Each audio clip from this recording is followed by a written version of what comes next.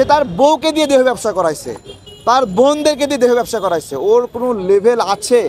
আপনাদেরকে জিজ্ঞাসা করছি, এটা আমার কথা। আমি আরাফ খানকে বলবো, তুমি আর কখনোই কাউকেই মাকে কেন্দ্র করে গালি দিও না। ক্রিমিনাল, মানে নারীদেরকে নিয়ে ব্যবসা করে, খুনি, তাকে নিয়ে সবাই মাতামাতি। আমরা লজ্জা পাই। যারা তার বাসায় গিয়ে ভাত খায় তাদেরকে বলি, একটা পতিতালয়ে গিয়ে আপনি ভাত খাইতে পারবেন? হ্যাঁ, ব্যবসার ভাত খাইতে পারবেন? তাহলে ওর ভাত কীভাবে খান? যে সকল নায়িকা নায়ক খেয়েছেন তাদেরকে বলি, আপনাদের বমি হওয়া উচিত। এভাবে কেনা বেচা, নিজের সম্মান কেনা বেচা করা উচিত। এই জন্যই আমরা আমার জায়গা থেকে, যে সে ইউরোপে গিয়ে নেওয়ার জন্য টাকা নিচ্ছে, রোমানিয়া নেবে বিভিন্ন জায়গায়, ওর কি ম্যান পাওয়ার ব্যবসার লাইসেন্স রয়েছে? রোমানিয়া নেয় কীভাবে? এত সোজা। যে কয়জনের কথা বলছে, সিরিয়াল ধরে দাঁড়ায় দিছিল, টাকা নিছে, 6 লাখ 7 লাখ টাকা করে নিছে, আর 10-12 লাখ টাকা করে চেক দিছে। এখন তো ওই লোকগুলোর কাছে গেলে বলবে যে আমি উল্টো তোমার কাছ থেকে টাকা পাই।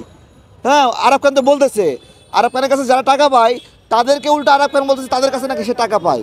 কীভাবে পায়? ওদের চেক নিছে। বেসিক্যালি সে একটা প্রতারক, এবং সে তার বউকে দিয়ে দেহ ব্যবসা করাইছে, তার বোনদেরকে দিয়ে দেহ ব্যবসা করাইছে। ওর কোনো লেভেল আছে? আপনাদেরকে জিজ্ঞাসা করছি, এটা আমার কথা।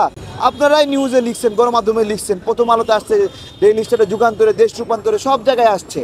তো এগুলো তো আমরা সবাই জানি। জেনেও বাংলাদেশের মানুষ একটা অদ্ভুত একটা বিষয়, যে জেনেও না জানার ভান করছে সবাই। মানে মানুষের আবেগ কেমন যেন। এই দেশে কেউ যদি ভাইরাল হয় সবাই তাকে নিয়ে নাচে, ওয়েদার পজিটিভলি আর নেগেটিভলি। মানে সেটা গু না রসগোল্লা, এটা মানুষ বিবেচনা করে না। গু হলেও খেয়ে ফেলে, রসগোল্লা হলেও খেয়ে ফেলে। এখন ও গালি দিলে আমি কি করতে পারি বলেন? গালি দিয়ে ফেলছে, কিছু করার আছে? ও আমার মাকে নিয়ে গালি দিচ্ছে। আমাদের অবশ্য কালচারের একটা সমস্যা, যে আমরা কেউ যখন কাউকে গালি দেই, ঠিক এক্স্যাক্টলি তাকে গালি না দিয়ে তার মাকে গালি দেই। এটা একটা অদ্ভুত বিষয়। ওয়াই মা? হ্যাঁ, আমাদের মা কেন গালি খাবে? আমি অপরাধ করছি, আমাকে মারো, কাটো, যা খুশি করো, আমার মাকে কেন গালি দেবা তুমি? না, এটা আমাদের অনেক বড় একটা সমস্যা। সবাই কিছু হলেই উমুকের পোলা, উমুকের সাওয়াল, উমুকের এইগুলো বলে। এটা ঠিক না এক্স্যাক্টলি। আমাদের কই বলে না তো যে বাবাকে নিয়ে গালি দেয় না তো, শুধু মাকে নিয়ে গালি দেয়। সব দোষ মায়ের। আমি আরাফ খানকে বলবো, তুমি আর কখনোই কাউকেই মাকে কেন্দ্র করে গালি দিও না। মা একটা বড় বিষয়। আমি তোমার মাকে নিয়ে বা কাউকে মাকে নিয়ে কিছু বলি নাই, তাহলে কেন তুমি আমার মাকে বললা বলো? হ্যাঁ, এটা কি ঠিক? এটা ঠিক না। এগুলো মানুষের জন্ম নিয়ে, তারপরে হলে এগুলো নিয়ে কথা বলা উচিত না। কেউই জন্মের ক্ষেত্রে কোনো প্রভাব রাখে না। হ্যাঁ, আমি কিভাবে জন্ম নিলাম এটা কি আমার নিয়ন্ত্রণে? হ্যাঁ, ওয়েদার আপনার লিগ্যাল আর illegal, but am I responsible for my birth? হ্যাঁ, তাহলে তো বাংলাদেশের প্রত্যেক নাগরিকের ডিএনএ টেস্ট করতে হবে। তারপরেও মানুষ কেন ডিএনএ টেস্ট করে না? মানুষ এই সন্দেহ করতেই চায় না। যে বাবা তাকে বড় করে তোলে, সে বাবা বৈধ হোক অবৈধ হোক, তাকে বড় করে, এজন্য তাকে ভালোবাসে।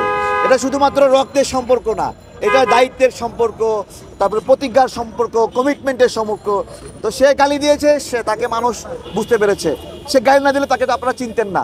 আমি প্রিসিলাকে ধন্যবাদ জানাই যে প্রিসিলা এই শোটা আয়োজন করেছিল। যদিও সে ভুক্তভোগীদের যুক্ত করলে আরও বেশি ভালো হতো, ওখানে ভুক্তভোগীরা যুক্ত হওয়ার সুযোগ পায়নি, বাট আরাফ খান অনেক বেশি বলার সুযোগ পেয়েছে। তারপরেও প্রিসিলার এই আয়োজনের কারণেই আমরা জানতে পেরেছি তার বিষয়টা। এটা তো অদ্ভুত বিষয়। সে ডিবি তাকে গ্রেপ্তার করলো, 3 দিন পরে ছেড়ে দিল। আমাদের প্রশ্ন, কেন ছেড়ে দিল? কোন কোন অফিসার রেসপন্সিবল ছিল তাকে ছেড়ে দেওয়ার জন্য? কোন আওয়ামী লীগ নেতা রেসপন্সিবল ছিল?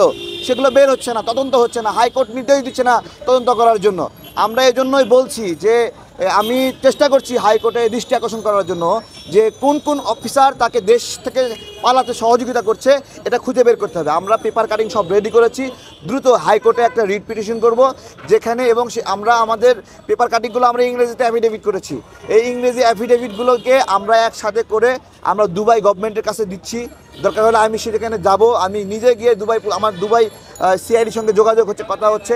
অলরেডি ইংরেজি ভার্সন লেখাগুলো আমরা পাঠিয়ে দিয়েছি। খুব দ্রুত আপনারা ভালো ফলাফল পাবেন। বাংলাদেশের পুলিশ খুন করেছে, পুলিশের আগ্রহ নেই তাকে ধরার জন্য। আমি আশ্চর্য হয়ে যাই, কেন নাই জিজ্ঞাসা করছি।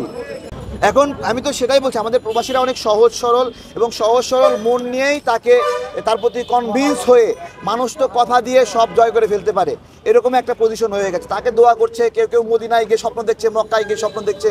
অদ্ভুত বিষয়। আমরা জাস্ট মাথা আমাদের গরম হয়ে যায়। একটা ক্রিমিনাল, মানে নারীদেরকে নিয়ে ব্যবসা করে, খুনি, তাকে নিয়ে সবাই মাতামাতি। আমরা লজ্জা পাই। যারা তার বাসায় গিয়ে ভাত খায় তাদেরকে বলি, একটা পতিতালয়ে গিয়ে আপনি ভাত খাইতে পারবেন? হ্যাঁ, ব্যবসার ভাত খাইতে পারবেন? তাহলে ওর ভাত কীভাবে খান? যে সকল নায়িকা নায়ক খেয়েছেন তাদেরকে বলি আপনাদের বমি হওয়া উচিত।